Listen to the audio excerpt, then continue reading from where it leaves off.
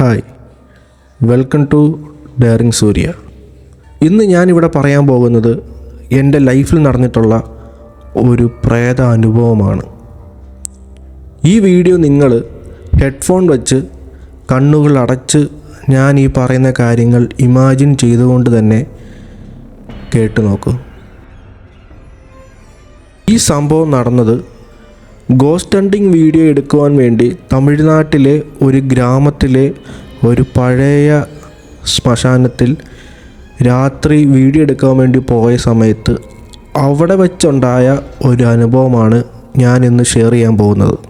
ആ ശ്മശാനത്തിൻ്റെ ഉള്ളിലേക്ക് ഞാൻ രാത്രി 1 മണിക്ക് കടന്നു കയറിയപ്പോൾ അവിടുത്തെ അന്തരീക്ഷം എന്ന് പറയുന്നത് മൂടിക്കിടക്കുന്ന ഇരുട്ട്, അതിനുള്ളിൽ പുതച്ചു കിടക്കുന്ന നിശബ്ദത, കണ്ണുകൾ കൂർത്തു വച്ചുകൊണ്ടുള്ള ചില പട്ടികൾ ആ ശ്മശാനത്തിൽ കത്തിക്കുന്ന സ്ഥലത്ത് നിന്നും നോക്കിക്കൊണ്ടേയിരിക്കുന്നു.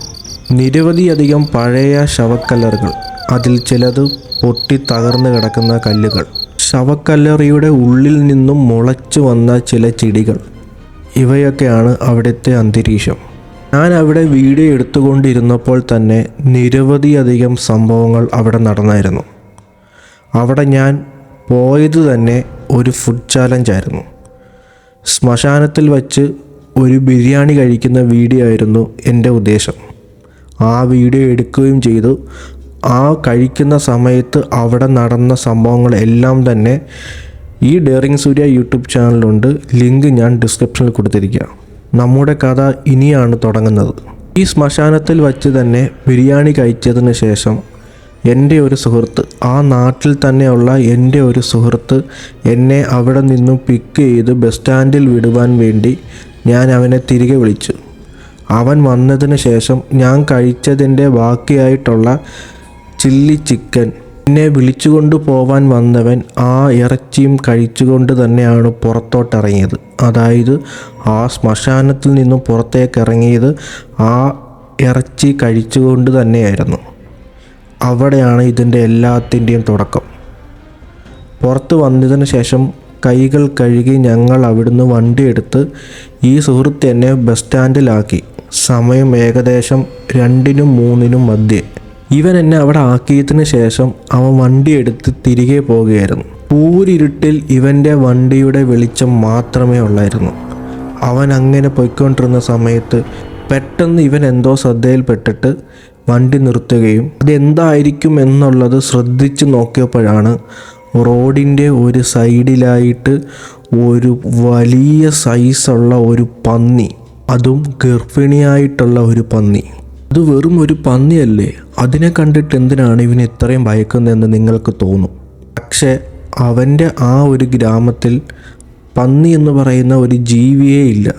അത് തന്നെയായിരുന്നു അവൻ്റെ ആ പേടിയുടെ എല്ലാത്തിനും കാരണം. ഇവൻ്റെ ബൈക്ക് കുറച്ച് നേരം എരപ്പിച്ച് നോക്കി, അപ്പോഴും ആ പന്നി അവിടെ തന്നെ നിൽക്കുകയായിരുന്നു.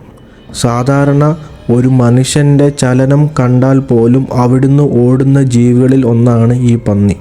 ഇവൻ രണ്ടും കൽപ്പിച്ച് ആ ബൈക്ക് മുൻപോട്ട് എടുത്തുകൊണ്ട് പോയിക്കൊണ്ടിരുന്നപ്പോൾ തന്നെ ഇവൻ തിരിഞ്ഞു നോക്കിയപ്പോൾ ആ പന്നി അപ്പോഴും അതേ സ്ഥലത്ത് തന്നെ അനങ്ങാതെ നിൽക്കുകയാണ്. ഇവൻ വളരെ വേഗത്തിൽ തന്നെ വീട്ടിലേക്ക് മടങ്ങി.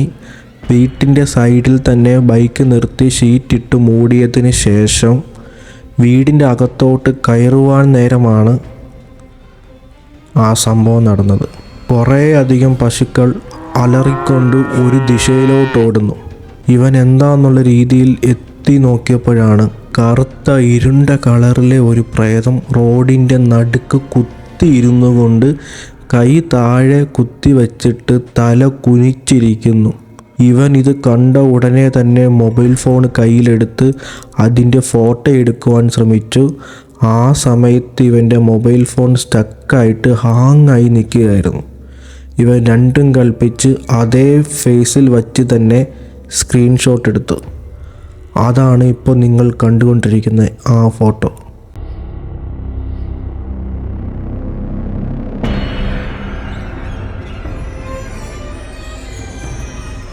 ഇവൻ ഓടി വീടിനകത്തേക്ക് കയറി ഡോറുകൾ അടച്ച് വീടിനകത്ത് കിടന്നതിന് ശേഷം ഇവൻ്റെ വീടിന് ചുറ്റും എന്തോ ഒരു സാധനം സൗണ്ട് വച്ചുകൊണ്ട് തന്നെ വീടിന് ചുറ്റും കിടന്നോടുകയായിരുന്നു.